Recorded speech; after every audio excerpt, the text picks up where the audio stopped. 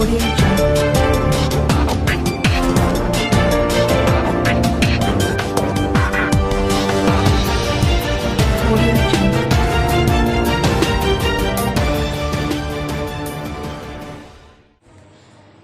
आप देख रहे हैं न्यूज 24 फर्स्ट एक्सप्रेस और आपके साथ मैं हूं ममता सिंह। तो चलिए शुरुआत करते हैं आज के कुछ खास बड़ी खबरों से। नैतिक पार्टी के अध्यक्ष और अन्य जल संकल्प अभियान के प्रमुख पूर्व न्यायाधीश चंद्रभूषण पांडे आज गाजीपुर पहुंचे और पत्रकारों से वार्ता किया है। चंद्रभूषण पांडे संविधान प्रदत्त के द्वारा गांव सरकार की अवधारणा को वास्तविक रूप से देने की मांग कर रहे हैं। भारत के संविधान के अनुच्छेद 243 के अनुसार ग्राम पंचायत स्वास्थ्य संस्था संविधान की अनुसूची 11 से 29 विभागों का दायित्व ग्राम पंचायत को दिया गया ताकि गांव संबंधी सभी व्यवस्थाएं गांव वाले स्वयं चलाएं। संविधान में गांव की व्यवस्था चलाने और वित्तीय संसाधनों से जुटाने का दायित्व ग्राम पंचायत को दिया गया। 73वां संविधान संशोधन लागू होने के बाद से आज तक ग्राम पंचायतें स्वतः नहीं हो पाई हैं और वो अभी तक राज्य सरकारों के अधीन काम कर रही हैं।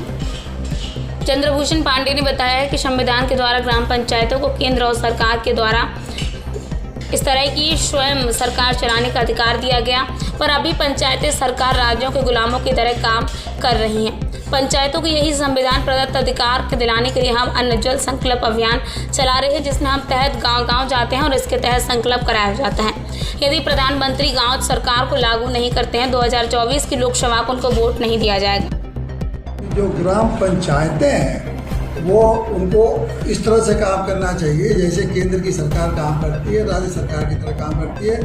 उसी तरह ग्राम पंचायतों को भी गांव सरकार की तरह काम करने का अधिकार संविधान द्वारा मिला हुआ है। अब चूँकि आप संविधान के जो अधिकार मिले हुए हैं उसके हिसाब से राज्य सरकारों ने ग्राम पंचायतों को अधिकार नहीं दिया है, इसलिए ग्राम पंचायतें एक तरह से राज्य सरकार के गुलाम के रूप में काम कर रही हैं। उनको कोई भी कार्य स्वतंत्र रूप से करने को नहीं मिला गया है, बल्कि वो राज्य सरकार के जीओ के अधीन ही काम करती हैं। तो इसलिए गांव सरकार को जो संवैधानिक अधिकार मिला हुआ है कि 29 विभागों का कार्य खुद देखेंगी, उस कार्यों को देखने के लिए उनके पास कोई भी जब तक शासन कोई निर्देश नहीं देगा वो अपने ढंग से नहीं कर सकते। तो इसको बताने के बाद हम लोग गांव सरकार के लिए बनाने के लिए एक अन्न जल संकल्प अभियान जगह जगह जनता से करवा रहे हैं और उसमें ये कहते हैं कि अन्न और जल हाथ में लेके उनसे कहते हैं कि आप संकल्प लीजिए कि गांव सरकार को अगर भारत के प्रधानमंत्री नरेंद्र मोदी जी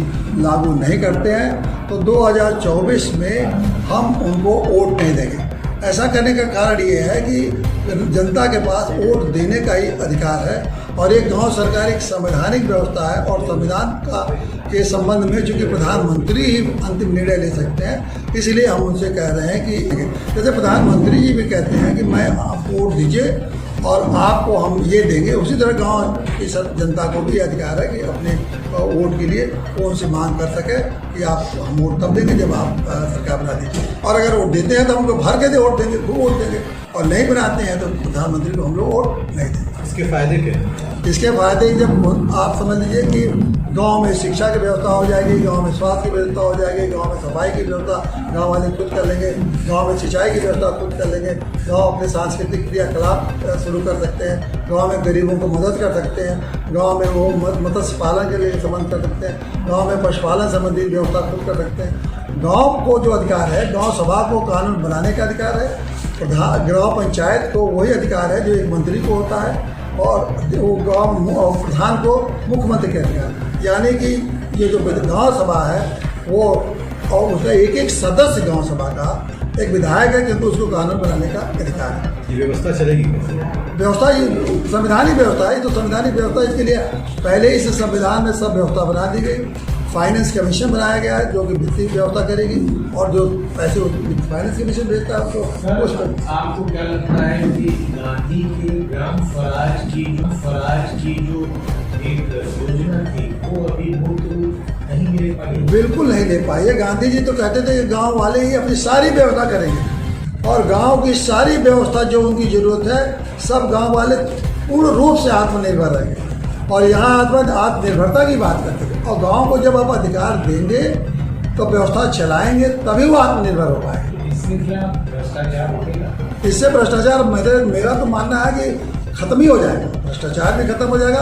और सबसे बड़ा इससे फ़ायदा होगा कि जो गांव में राजनीतिक लोगों ने बिल्कुल भाईचारा खत्म कर दिया है, समाज को बांट दिया है, वो भी बिल्कुल खत्म हो जाएगा। क्योंकि हर मामले में गांव के सारे लोग मिलकर फैसला लेंगे तो भाईचारा भी होगा और उनमें आपस में ये होगा कि भाई हम ही लोग तो चला रहे हैं, तो हमको अब किससे शिकायत करनी है। और फिर नेताओं की नेतागिरी और अफसरों की अफसरगिरी हमेशा के लिए खत्म हो जाएगी।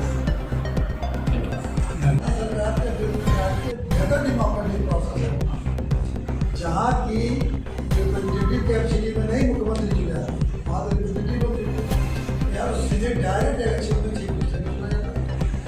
डायरेक्ट इलेक्शन के द्वारा आपका मंत्री भी चुना जिस मंत्री में कोई नहीं है। तो ये हमारे संविधान के कॉन्स्टिट्यूशनल सिस्टम है, ये धारा अनुच्छेद 243 से पिछले साल कॉन्स्टिट्यूशन में डाला गया। तो एक चीज दो चीज और ये डाले गए कि ये इनका जो चुनाव होगा अब 5 साल होगा, इसके लिए इलेक्शन कमीशन बना दिया राज्य चुनाव आयोग। वो चुनाव आयोग नहीं,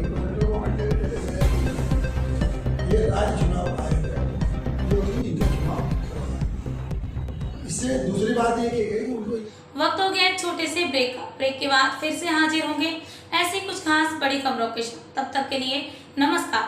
हर खबर की अपडेट पाने के लिए आप हमारे चैनल को सबसे पहले सब्सक्राइब करें।